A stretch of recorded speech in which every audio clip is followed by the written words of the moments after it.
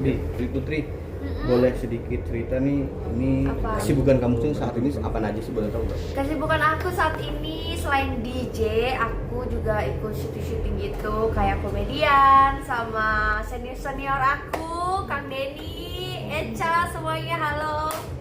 Itu sih sama iklan juga kebetulan. Kita mau ngomongin soal nge-DJ dong, ini udah berapa, Iya. sejak kapan sih kamu mulai menekuni dunia DJ gitu? Aku 2018. Usia berapa tuh? Itu usia 15 tahun ya, 15-16 tahun aku nih. Sampai boleh gak sih kalau sampai aku bikin KTP palsu buat bisa masuk ke klub itu. Karena kan kalau misalkan kalau ke klub itu waktu zamannya aku ya, waktu 2018 itu kalau masuk klub kan itu zamannya Covid. Jadi mesti pakai KTP gitu. Jadi aku mesti ini pakai KTP palsu supaya aku bisa nge-DJ di situ. Apa yang bikin kamu suka nge-DJ? Apakah kamu suka sendiri atau memang ada faktor dari Aku orang tua? sebenarnya tuh suka jadi pusat perhatian kayak gitu. Jadi aku suka kayak mimpi di tengah keramaian. Jadi dulu aku juga hobi dugem juga. Jadi hobi musik. Jadi hobi musik DJ kan. Jadi aku kayak terpengaruh sama teman-teman juga karena teman-teman aku dulu juga hobi clubbing juga. Jadi akhirnya aku memutuskan belajar DJ. Tapi aku nggak belajar sih, aku otodidak sih, nyetel di YouTube gitu aku. Berapa lama tuh kamu sampai bisa mahir mungkin? Seminggu. Seminggu? Iya. Ah, serius? Iya seminggu. Aku seminggu langsung tampil. Oh. Iya. DJ mana mungkin yang membuat kamu kayak, aduh gue pengen jadi DJ nih? Panutan kamu. Waktu itu zamannya aku belum kenal DJ ternama ya. Waktu itu aku Ronald 3D. Jadi itu salah satu, boleh disebut klubnya nggak sih? Boleh. Di Drong Kemang. Aku di situ. Itu pertama kali aku bandel clubbing di situ tuh tempatnya kayak gitu. Jadi DJ pun awalnya mulai tampil di situ juga. Apa sih membuat kamu ya termotivasi nih untuk apa DJ gitu, apa yang buat motivasi kamu? Motivasi aku selain bisa cari duit ya, kan DJ itu menghasilkan ya gitu. Terus aku bisa fun sama teman-teman aku, bisa party bareng, bisa bebas pokoknya bisa jadi diri sendiri lah gitu. Kalau keluarga gitu mungkin, kan itu dunia malam ya. Udah gimana mungkin? Sportnya mungkin. Apa Mendukung nggak sih? ngedukung nggak? Atau mungkin Kebetulan sekedar- My Fam kan dukung-dukung aja sih, karena kan My Fam udah lama pisah ya, jadi kayak udah tahu lah, maksudnya udah tahu dunia malam gimana, jadi kayak oh ya udah kayak gitu. Mungkin awal-awal kayak ngeberontak gitu, kayak marah gitu kan, tapi perlahan lama kelamaan dia akan ya udahlah gitu. Ini kan kamu terjun ke entertain juga kan ya? Kamu nggak takut ditutup kalau misalnya DJ itu kan identik dengan dunia malam gitu? Tapi Betul. mungkin nanti untuk ke karir kamu ngaruh nggak? Udah kamu pikirin belum sih? Karena nggak ngaruh sih. Yang penting tuh kita bisa ngatasinnya. Kan identik dunia malam tuh banyak godaannya ya gitu. Kalau misalkan selagi masih jalan bener, itu is okay sih, no problem. Experience kamu kemana aja nih untuk nge-DJ? Udah keluar kota mana atau mungkin keluar negeri juga, Bro? Ya udah pernah keluar negeri. Kemana tuh paling jauh, Bro? Aku di Kambodia. Kambodia. Ya. Gimana respon di sana, penonton apa? Soalnya di sana tuh banyak teman-teman aku excited banget. Terus teman-teman aku juga pada kerja di sana semua kan. Jadi pas aku ke Kambodia itu banyak banget. Kebetulan teman-teman aku tuh pada support banget aku. Terima kasih buat teman-teman aku. Itu tuh kalau misalkan aku perform kemana-kemana, pasti kalau misalkan ada di daerah situ teman aku langsung nomor 1 datang kayak gitu, kayak seru-seruan gitu. Pengalaman kamu seru nih selama jadi DJ apa? Boleh tahu gak? Pengalaman seru, aku tampil di outdoor. Itu bener-bener seru banget, pecah banget karena kebanyakan kan DJ kan identik dengan harus minum alkohol dulu. Kalau di outdoor itu bener-bener pure murni kita minum air putih doang, tapi seseru itu gitu loh. Karena itu bener-bener rame banget kan kalau di outdoor. Itu seru banget sih. Nah itu kan pengalaman seru. Nah kalau misalnya dunia malam kan pasti macam-macam, kamu nggak ada orang mabuk segala rupa. Ada nggak pengalaman yang buruk gitu mungkin? Sampai aku pernah kok dilempar botol. Iya, sampai botolnya itu pecah di mesin DJ. Jadi itu tuh aku tahu orang Ambon, itu serem banget sih, sumpah. Dia kayak request lagu, tapi lagunya tuh nggak ada, terus kayak dia marah-marah gitu. Terus aku dikatain sok cantik lo gitu. Ini dia bilang. Terus aku disuruh turun, katanya nggak bisa main, turun aja. Dia bilang langsung dilempar botol, pakai botol minuman gitu sampai pecah minumannya. sampai konslet. Terus untuk income-nya sendiri, maksudnya itu menurut kamu lumayan gak sih untuk jadi seorang DJ itu? Buat Apa? kamu pribadi itu pun? Apa gitu? Pendapatan gitu. Dapatannya. Lumayan sih.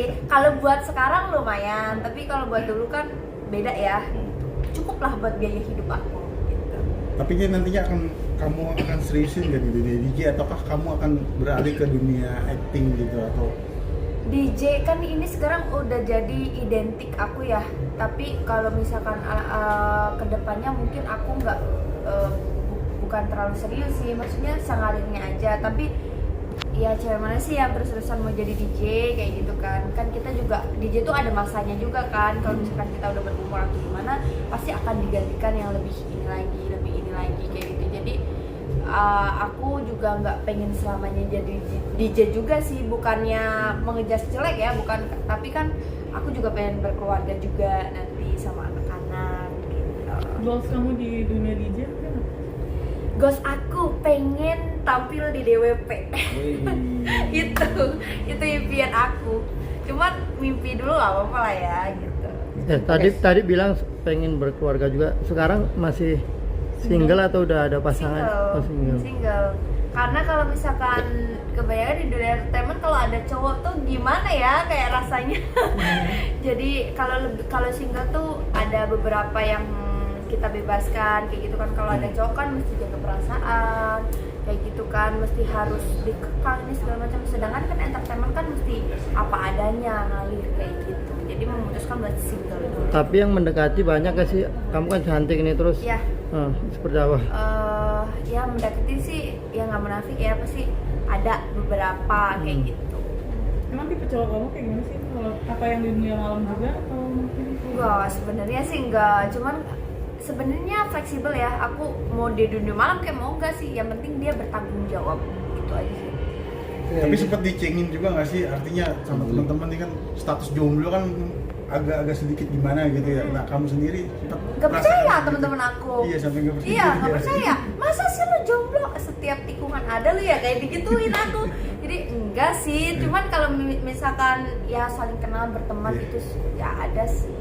Tapi emang ada pengalaman buruk nggak sih sama cowok gitu sampai memutuskan sampai sekarang masih jomblo gitu? Toxic ya. Aku pacaran itu hampir 3 tahun. Dia toxic ya, maksudnya kayak kasar kayak gitu. Juga kayak gitu. Terus dulu begonya aku yang biarin dia. Kayak gitu tapi sekarang itu buat pelajaran aku sih. Kalau mungkin kalau nggak ada dia, aku nggak bakal bisa jadi sekarang kayak gitu. Itu buat ngelatih mental aku juga gitu. Malah aku juga berterima kasih kok sama dia udah ngajarin aku jadi lebih kuat lagi gitu.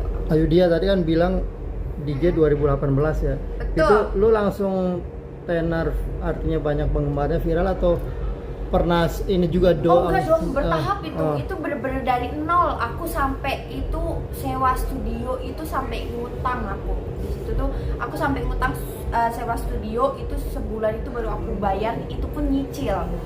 Tapi aku berterima kasih sih sama orang studio aku yang aku benar-benar fokusin itu. Ya aku mulai naiknya itu aku dipanggil lah di program YouTube namanya itu Mata Lalaki. Nah dari situ aku nggak tahu, benar-benar kayak Tuhan tuh kasih tahu jalan gitu kan. Ternyata tiba-tiba boom nama aku di situ di YouTube itu. Akhirnya aku langsung dikontrak jadi residen tiba-tiba. Terus dari situ lu mulai dari stasiun TV, terus program-program di TV ngundang untuk acara, manggil lah sebagai. Iya, jadi maksudnya gimana? Nggak, maksud jadi apa namanya, jadi Residen. Iya, terkenal terus langsung diundang TV-TV. Betul, iya. Oh enggak. Kalau diundang TV-TV itu masih jauh. Aku itu ke entertainment itu baru 2022. Kalau DJ aku dari 2018, kalau entertainment aku baru 2022. Itu karena awalnya aku bikin podcast sendiri. Kan uang penghasilan aku bikinin podcast sendiri kayak gitu. Terus tawaran-tawaran dari TV banyak gak sih, atau iklan-iklan? Banyak sih, puji Tuhannya banyak. Terus ada, pokoknya aku nggak selalu dikasih kerjaan lah gitu. Iya, tadi kamu bilang kan kamu juga suka ngelawak ya, bener gak sih? Itu gimana sih ceritanya bisa jadi pelawak? Sebenarnya awal-awal tuh aku kaku guys gitu, aku kaku banget, cuman ada salah satu program yang menuntut aku, bukan menuntut ya, mengharuskan aku buat kayak program kalian tahu kan gitu ya, itu harus belajar. Aku juga ikut pernah boleh sebut nama nggak sih? Di Shopee itu aku dikontrak selama 3 bulan. Itu setiap hari aku harus bikin pantun buat apa yang ada di acara itulah, minimal 3 pantun 1 episode. Jadi kayak dilatih akhirnya seberjalannya waktu aku bisa gitu. Tapi lebih ke pantun sih ya, bukan ini. Siapa sih sahabat kamu yang sering bareng laku bareng itu, boleh tahu gak siapa aja? Ada Kak Rigen, ada Kang Denny, ada Kak Ayu Ting Ting, Kiki, Anwar, terus Kak siapa sih namanya? Pak Haji siapa? Andre, iya, terus Kak Wendy, terus Kak Denny Cakur udah ya? Surya. Hesti, kayak gitu, Kak Surya, semuanya tuh pada humble-humble semua sih. Dan kamu juga ada